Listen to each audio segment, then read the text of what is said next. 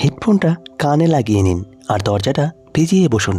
আজকের গল্পটা একটু অন্যরকম, একটু ব্যক্তিগত। আমার জীবনে ঘটে যাওয়া এক গোপন অধ্যায়ের কথা আপনাদের সঙ্গে আজ ভাগ করে নেব। এটা আমার জীবনের সবচেয়ে অস্বস্তিকর, গভীরতম এক স্বীকারোক্তি। এমন একটা সম্পর্ক যা সমাজ বা পরিবারের সামনে কোনোদিন প্রকাশ করা সম্ভব নয়, অথচ যার টানাপোড়েন আমার মনকে আজও অস্থির করে তোলে। একটু সাবধানে শুনবেন, কারণ প্রতিটি শব্দে লুকিয়ে আছে এক নিষিদ্ধ অনুভূতির ছোঁয়া, যা আমি শত চেষ্টা করেও ভুলতে পারিনি। আমার নাম অনন্যা। আমার বাড়ি বর্ধমানের এক ছোট্ট গ্রামে। গ্রামের নিরিবিলি পরিবেশে আমাদের যৌথ পরিবারে যখন আমি নতুন বউ হয়ে এলাম, তখন সবটাই ছিল স্বপ্নের মতো। শান্ত ভদ্র স্বভাবের আমার স্বামী রঞ্জিতকে নিয়ে আমার ভালোই কাটছিল, কিন্তু নিয়তির খেলা বোঝা বড় কঠিন। আমার যে এমন এক ঘূর্ণিঝড় আসবে তা কখনো ভাবিনি। সেদিন আমি স্নান সেরে সদ্য ভেজা চুল আঁচড়াচ্ছিলাম। একটা হালকা নীল শাড়িতে আমার শরীরটা সেদিন অদ্ভুতভাবে মোড়ানো ছিল। আঁচলটা একটু আলগা হয়ে বুকের কাছ থেকে সরে গিয়েছিল। ভেজা শাড়িতে শরীরের প্রতিটি বাঁক যেন আরও স্পষ্ট হয়ে ফুটেছিল। আয়নার সামনে দাঁড়িয়ে নিজের ভেজা চুল থেকে টুপটাপ জল ঝরে পড়া দেখছিলাম। সেদিন হঠাৎ অনুভব করলাম কেউ যেন তাকিয়ে আছে। দরজার দিকে তাকাতেই দেখি আমার দেওর অনেক দাঁড়িয়ে। সেদিনের সেই দৃষ্টি আজও আমার সিতারা দিয়ে একটা ঠান্ডা স্রোত নামিয়ে দেয়। ওর চোখে ছিল এক অদ্ভুত মুগ্ধতা, এক অব্যক্ত চাওয়া। আমি দ্রুত আঁচল টেনে নিলাম, কিন্তু ততক্ষণে যা হওয়ার তা হয়ে গেছে। আমাদের দুজনের চোকাচুকি হয়ে গিয়েছিল, আর সেই মুহূর্তেই আমাদের অগোচরেই এক অদৃশ্য সুতোয় আমরা দুজন বাধা পড়েছিলাম।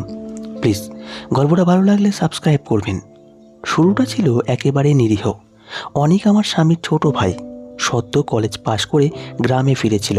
আমার স্বামী কর্মসূত্রে প্রায়ই শহরের বাইরে থাকত। বাড়িতে আমি আর শাশুড়িমা আর অনেক। শাশুড়িমা একটু অসুস্থ মানুষ, নিজের কাজকর্ম নিয়েই ব্যস্ত থাকতেন। ফলে দিনের অনেকটা সময় আমার আর অনেকের কাটছিল এক ছাদের তলায়। বাড়ির ছোট ছোট কাজ থেকে শুরু করে গল্পগুজব, হাসি ঠাট্টা সবটাতেই অনেক ছিল আমার সঙ্গী। ও যেন আমার একঘেয়ে জীবনে এক ঝলক টাটকা বাতাস হয়ে এসেছিল। ওর সাথে গল্প করতে আমার খুব ভালো লাগতো। ও ছিল খুবই চটপটে আর বুদ্ধিমতী। যে কোনো বিষয় নিয়ে ওর নিজস্ব একটা মতামত ছিল। ওর কথা বলার ধরন, ওর হাসির শব্দ, ওর উপস্থিতি সবটাই ধীরে ধীরে আমার অভ্যাসে পরিণত হচ্ছিল। কখন যে এই অভ্যাস এক অন্যরকম অনুভূতির জন্ম দিয়েছিল আমি নিজেও টের পাইনি। প্রথম আমি ব্যাপারটাকে পাত্তা দিতাম না। ভাবতাম দেওয়ার ভাবির সম্পর্ক তো এমনই হয়, একটু খুনসুটি, একটু মজা। কিন্তু সময়ের সাথে সাথে ওর চোখের ভাষা, ওর স্পর্শ সব যেন অন্য কথা বলতে শুরু করলো। একবার আমি রান্নাঘরে কাজ করছিলাম, হাতে ছ্যাঁকা লেগেছিল। অনেক ছুটে এসে আমার হাতটা নিজের হাতে তুলে নিয়েছিল। ওর স্পর্শে সেদিনের সেই ছোট্ট ব্যথাটা যেন নিমেষে উবে গিয়েছিল, কিন্তু আমার বুকের ভেতরটা ধুকপুক করে উঠেছিল। ওর হাতের উষ্ণতা আমার সারা শরীরে এক অদ্ভুত শিহরণ জাগিয়েছিল। সেদিন রাতে আমি ঘুমোতে পারিনি। বারবার ওর সেই স্পর্শ, ওর মুখের উদ্বিগ্ন অভিব্যক্তি আমার চোখের সামনে ভেসে উঠেছিল। আমি নিজেকে বোঝানোর চেষ্টা করছিলাম যে এটা শুধুই সহানুভূতি, কিন্তু মন মানছিল না। মনের গভীরে কোথায় যেন এক চোরা স্রোত বয়ে যাচ্ছিল। অনেকও ধীরে ধীরে আমার দিকে আরও ঝুঁকে পড়ছিল। ওর চাহনিতে, ওর কথায়, ওর প্রতিটি আচরণে একটা সূক্ষ্ম পরিবর্তন আমি লক্ষ্য করেছিলাম। কখনো ঘরের কোনো এক কোণে দাঁড়িয়ে নিঃশব্দে আমাকে দেখত, আমি তাকালে চোখ নামিয়ে নিত। কখনো কোনো বাহানা করে আমার কাছাকাছি আসতো, আমার চুল ঠিক করে দিত বা আমার শাড়ির আঁচল টেনে দিত। এই ছোট ছোট বিষয়গুলোই আমাদের মধ্যে এক অদৃশ্য দেওয়াল তৈরি করেছিল, যা ছিল নিষিদ্ধ কিন্তু তীব্র আকর্ষণীয়। আমি জানতাম এটা ভুল, জানতাম সমাজের চোখে এটা ঘোর অন্যায়, কিন্তু ওর নীরব ভালোবাসা, ওর অদম্য আকর্ষণ আমার মনকে দুর্বল করে দিচ্ছিল। আমি ওর থেকে দূরে থাকতে চাইলেও পারতাম না।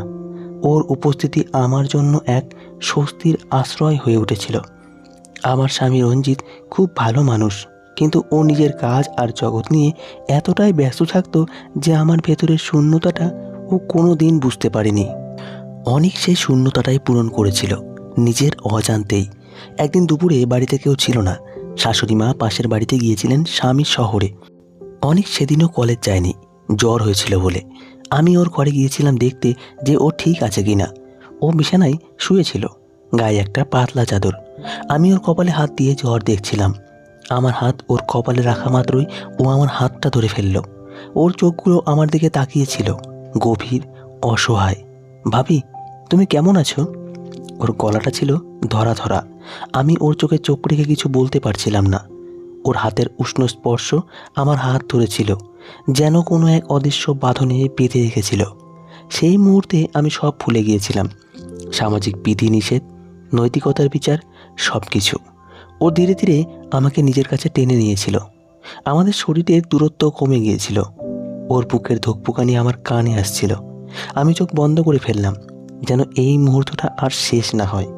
ওর ঠোঁট আমার গালে ছোঁয়ানোর আগে আমি নিজেকে সরিয়ে নিলাম। একটা দীর্ঘ নিঃশ্বাস ফেললাম। অনেক, এটা ঠিক নয়। আমার গলা থেকে শব্দ বেরোলো না প্রায়। ও আমাকে ছেড়ে দিল। ওর চোখে ছিল একরাশ যন্ত্রণা। আমি দ্রুত ঘর থেকে বেরিয়ে এলাম। আমার বুকটা ঢিপ ঢিপ করছিল। সেদিনের সেই মুহূর্তে আমি আমার ভেতরের সমস্ত শক্তি দিয়ে নিজেকে সামলেছিলাম।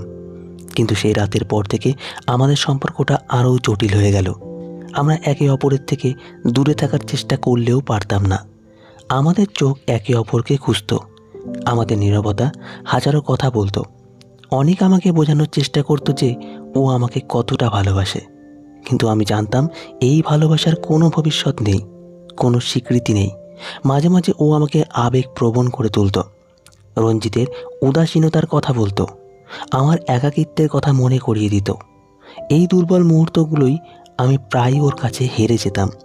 আমি জানি ওর এই চেষ্টাগুলো এক ধরনের মানসিক দুর্বলতার সুযোগ নেওয়া হয়েছিল, কিন্তু সেই মুহূর্তে ওর প্রতি আমার টান এত তীব্র ছিল যে আমি নিজেকে আটকাতে পারতাম না। ওর স্পর্শ, ওর চোখের ভাষা আমাকে মুহূর্তেই ভাসিয়ে নিয়ে যেত এক নিষিদ্ধ স্বপ্নের জগতে। আমাদের মাঝে এমন কিছু ব্যক্তিগত মুহূর্ত তৈরি হয়েছিল যা ছিল চরম আবেগ প্রবণতার জন্ম দেওয়ার গোপন অভিসার, যেখানে কোনো কথা বলা হয়নি, শুধু চোখের ভাষায়, স্পর্শের মাধ্যমে এক গভীর সম্পর্ক তৈরি হয়েছিল। সেই মুহূর্তগুলো আমাকে একই সাথে সুখ আর তীব্র অপরাধ বোধ দিত। আমার মনের মধ্যে সবসময় একটা যুদ্ধ চলতো। একদিকে আমার স্বামীর প্রতি কর্তব্য, পরিবারের সম্মান, আর অন্যদিকে অনেকের প্রতি আমার অদম্য আকর্ষণ, আমার নিজের একাকিত্ব। আমি জানতাম এই পথটা ঠিক নয়, এর পরিণতি ভালো হবে না। সমাজের ভয়ে, সম্মানের ভয়ে আমি সব সময় কুঁকড়ে থাকতাম। রাতে ঘুমোতে পারতাম না, মনে হতো যেন সবাই আমাদের দিকে তাকিয়ে আছে, আমাদের গোপন সম্পর্কটা জেনে গেছে। কিন্তু দিনের বেলা অনেক যখন আমার সামনে আসতো, তখন আমার সব ভয়, সব দ্বিধা দূর হয়ে যেত। ওর নিষ্পাপ মুখটা দেখে আমি নিজের সব অভিযোগ ভুলে যেতাম। অবশেষে আমি একটা সিদ্ধান্ত নিলাম, এই পরিস্থিতি চলতে থাকলে আমার জীবন নষ্ট হয়ে যাবে। একদিন অনেক যখন আমার কাছে তার ভালোবাসার কথা বলতে এসেছিল, আমি ওকে থামিয়ে দিয়েছিলাম। শোনো অনেক, আমি জানি তুমি আমাকে ভালোবাসো, আমিও হয়তো, কিন্তু এই সম্পর্কটা কোথাও যেতে পারবে না। এটা আমাদের দুজনের জন্যই ক্ষতিকর, আমাদের পরিবারের জন্য এটা লজ্জা বয়ে আনবে। আমি আর এই মিথ্যা সম্পর্কটা নিয়ে বাঁচতে চাই না। অনেক কিছুক্ষণ চুপ করেছিল, ওর চোখে জল চলে এসেছিল। ও কোনো প্রতিবাদ করেনি। ও হয়তো বুঝেছিল এটা আমার কঠিনতম সিদ্ধান্ত ছিল। এর কিছুদিন পর অনেক পড়াশোনার জন্য শহরে চলে গেল। আমাদের গ্রামের বাড়িতে ওর অনুপস্থিতি আমাকে একটা অদ্ভুত শূন্যতা দিলেও আমি জানতাম এটাই ঠিক হয়েছে। সময়ের সাথে সাথে ওর স্মৃতিগুলো ঝাপসা হতে শুরু করেছিল। আমার জীবন আবার স্বাভাবিক ছন্দে ফিরতে শুরু করলো। স্বামীর সাথে আমার সম্পর্কটা নতুন করে গড়ে তোলার চেষ্টা করলাম। আমি বুঝেছিলাম জীবনে কিছু টান এত গভীর হলেও সেগুলোকে নিয়ন্ত্রণ করা শিখতে হয়। নিষিদ্ধ প্রেম দেখতে যত আকর্ষণীয় হোক না কেন, তার পরিণতি সবসময় বিষাদময় হয়। জীবনে এমন কিছু মুহূর্ত আসে যখন আবেগের বশবর্তী হয়ে আমরা ভুল করে ফেলি, কিন্তু সেই ভুল থেকে শিক্ষা নিয়ে নিজেকে শুধরে নেওয়া আসল জীবন।